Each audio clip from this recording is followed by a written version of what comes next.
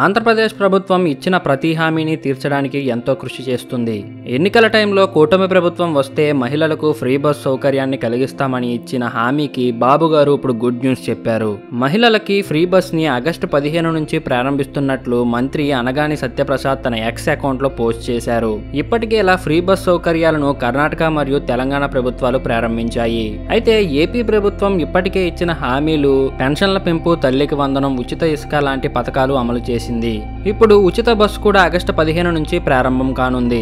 ఇదిలా ఉండగా ఆంధ్రప్రదేశ్ లోనే ఉండే తిరుపతి లాంటి ఎక్కువ జనం ప్రయాణించే ఊర్లకు ఫ్రీ బస్ అమలు అవుతుందా లేదా అన్నది చూడాల్సి ఉంది.